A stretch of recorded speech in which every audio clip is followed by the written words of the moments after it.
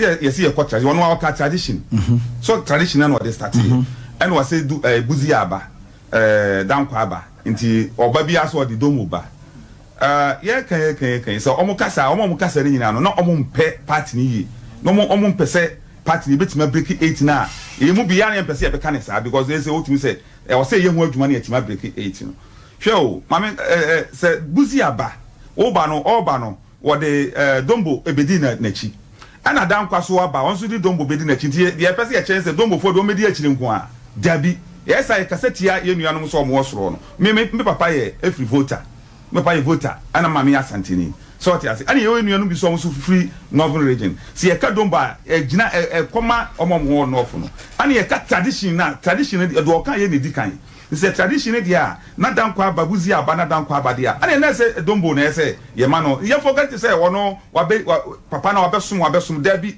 ye ka tradition na nka say na dikan say no na ye wisu kura ye mpese be wisu no ye ka papa no nyuma obeye vice president no kwan ya ofa so eboa na nado okwaso eboa ma ge say Ghana digitalization nyama ediba nsesa ediba omayimu eno ne ye hwe ne enu ti ye di eche say youth no de ye pese ono ye dey wo ba ne mum se ye start fi tradition kura na se tradition no se buzi aba na dan kwa aba adenti na dombo de wo se on do obedi eche say nti from all the end nka adru ba o mi aso enu alan so se ye ka so no waka start from tradition ne de na adru dombo so Sadu dombo so dia ani na baumia na represent dombo no amaye nti ono so na ese adru all right yes ye adwene no ma me nte na na bo ache so omaye yes ye dikan ma me chia o ne watifo ani apamfo ne akunya de amaye no pray na me chia no bo se chi mensa bonsu and the hard working vice president of the Republic of Ghana Dr. Alhaji Mahmoud Awumia Amaine yan kola bi mu no na kola bi wo a no mu ni an odin se oni o mu di agra no mu di ono medical abo so o mu di kan bo a no mu di sun dwane se wo kochi o ma ebo a bebu o mu no se wi ase bibia o ye bia no a wo sa kai na hunu se en di kan ko to che de kan ya se nipa ne bana so be chesi wa e bia o nya no yi yem party na wo ho no and she say be any hono ma kire say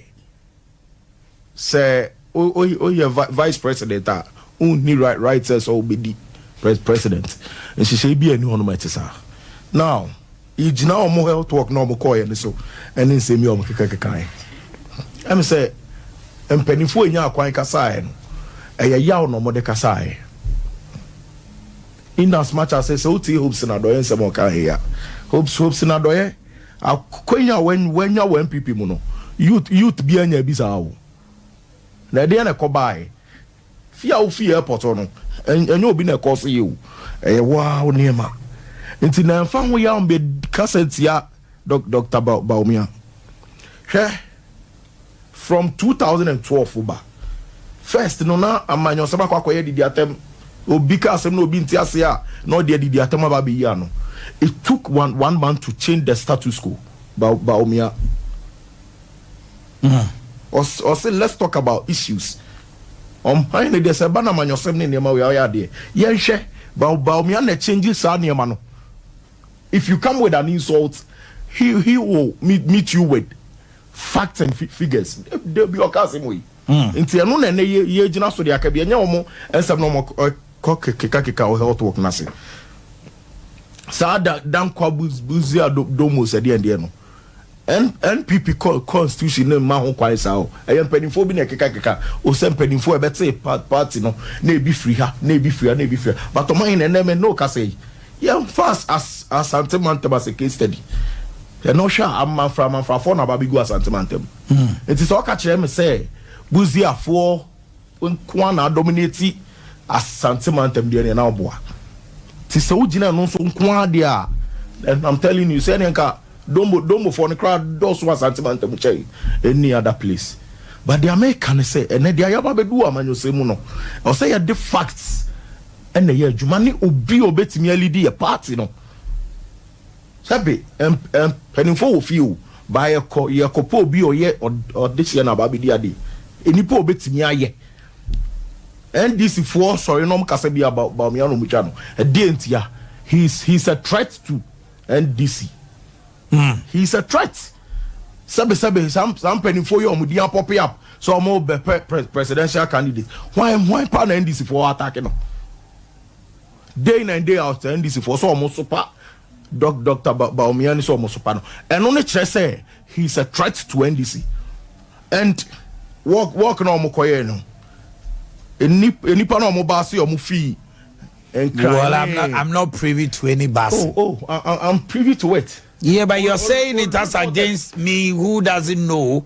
You know, the issue of say be more bassy and the bottom line is they had a mammoth crowd, a dumb and a buy. Whether say more bassy or whatever, no.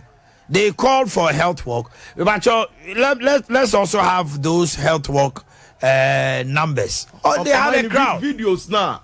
Circulate or baby say jolly fifi. Oh, but says how Bano so case. Senya na me don't know. I'm wouldn't fin a buy. What free grand buy? It's no how to work. I'll say, I for Santa for an audio my actress say, do. But did they mention say Asante health walk? Almost say Bawumia Alan's no a health walk. So what's your hopes in Adoya? Or say Ashanti region. And no maba health work. It's any pair in a delegate almost sentiment. So what's your penny for now? But I'm saying this on record, mine, and I challenge them to come out and deny it. Just say some penny for na call health work. Any pair call health worker. Umu be brino. If you are delegate, my bear for 4%. I'm saying this on record, so I'm about to say no more. Some penny for a dear anymore. O grant interview. Omo kasa yina. O be any on more to abanibi. Remember to abanibi. Or penny to abanibi. And the Bawumia Alan election no will be better. Now more than I will conclude to Bawumia Alan election. Mura visa Akopre is coming. Akopre Hawaii. Every Akoto. Mura visa Canada Japan is coming. Kwabre Japan has announced. Why you people as a Mokasa in Bawumia Alan election? My way, baby, money show. I grow with kingmakers no. Decide here. The kingmakers have decided. Yes. To and you, no, my Canada Japan. Oh, me say the kingmakers no. Decide here. And no more this is here. Dr. Alhaji Mahmoud Bawumia. For 2024. He will lead and he will break the 8. Really? And that date here, 15th August, 2022. Let's mark it somewhere. Say we will come here again. But I made them announce no. The American say this election, the presidential primaries will be based on those who have bragging rights or bragging rights against voting rights. But the issue is also this. Most of some who say, Ebi Monso Kasa, the pundits are saying, say, Alan is part of this administration. Bawumia is part of this administration. And winning or breaking the 8 is